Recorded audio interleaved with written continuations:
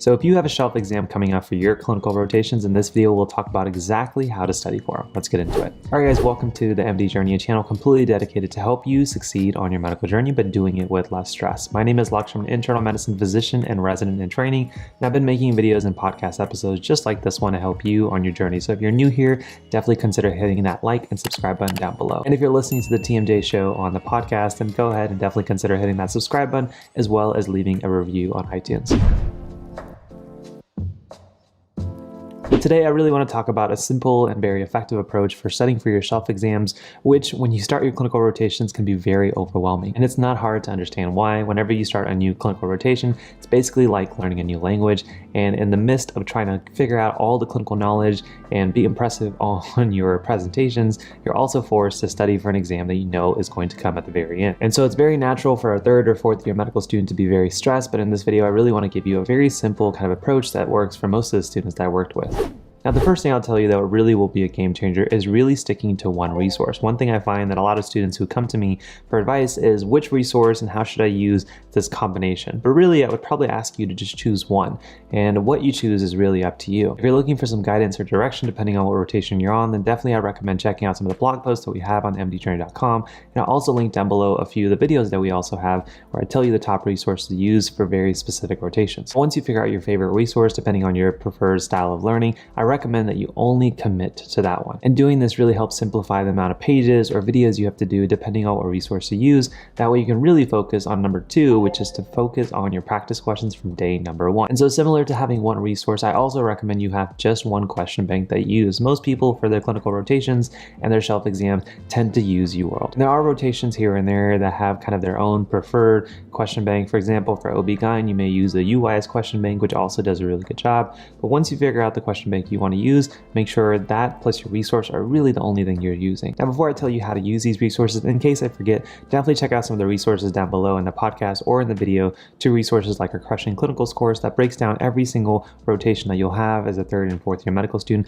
how to do well, how to impress your attendings, as well as what resources and exactly how to study for them. So that'll be linked down below for anyone that's interested. Now, once you've decided the resources that are going to be best for your type of learning, now the next thing you need to do is to be able to look at how much time you're going to be spending on your rotation. That way you can understand realistically how quickly you need to be able to get through all of the text and or question banks. So a good example of this is imagine if you had a 4-week block for your family medicine rotation. That means you have roughly about 3.5 weeks to get through all of your text and questions to still give yourself a few extra days for days that you personally may not do anything because of lack of motivation, or days that you can spend doing practice questions from the NBME. And my personal preference and the way I like to teach a lot of the students that I coach is your biggest focus to be able to really crush your shelf exam is to be able to get through your UWorld questions as quickly as possible. And so using the similar approach, if you did have 4 weeks, then really in your mind you need to ask yourself, how can you get through all of your UWorld questions for that block in 3 weeks or 75% of the time? That gives you an extra 25% of the time as a buffer room just in case you get behind,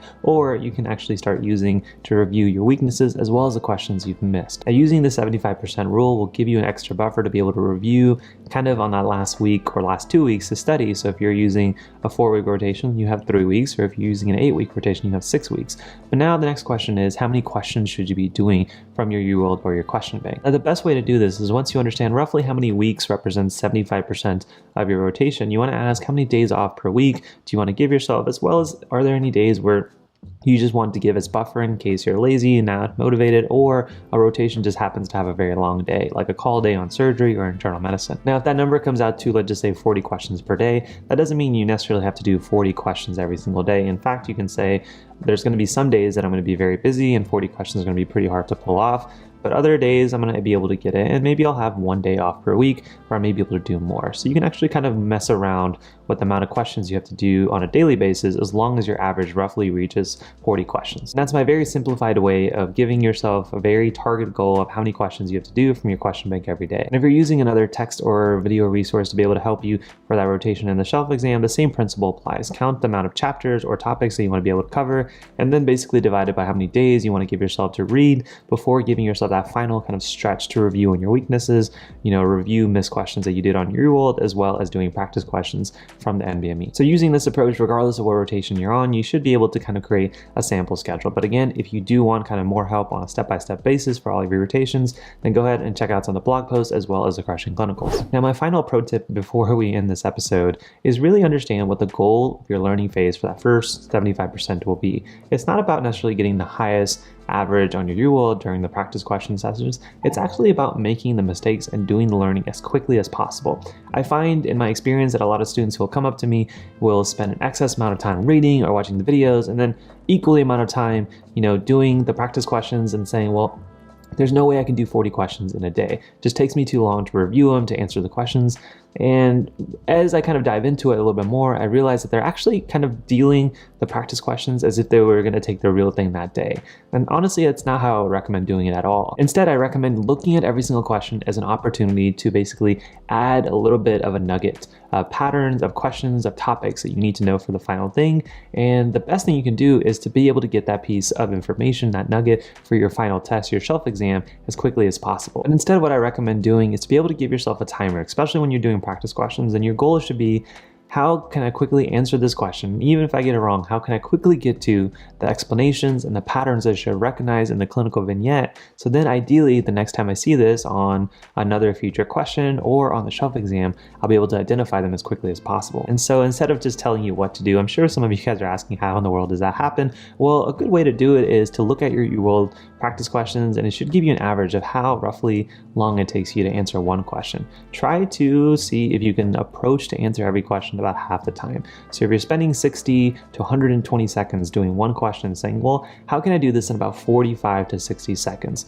Some questions will ideally be shorter and some questions may be a little bit longer, but ideally you'll find on average you're answering the questions quicker. That way you're seeing the explanations and the thought process that you should have had when answering that question, regardless if you're right or wrong. So definitely keep in mind that initial 75% of your rotation is obviously to do well on your actual clinical rotation. There's plenty of videos and resources down below on how to do that. But in regards to studying for yourself, the real goal is to make the mistakes as quickly as possible. That way you can see when this topic or patterns of symptoms or information shows up in a clinical vignette, these are the things I need to start thinking about, and that way I can answer the question correctly for the final thing. But that, guys, is my general approach of how to effectively study for your shelf exams, basically how to frame your resources as well as framing your study schedule in a way that gives you an efficient kind of calendar as well as a buffer room at the very end. And hopefully you guys enjoy that final approach of how to view your questions and get into that perspective, how quickly can you make mistakes, that way you don't have to do it on the real thing. But with that being said, guys, if you still want more help on your shelf exams, resources, or how to do well in your clinical rotations,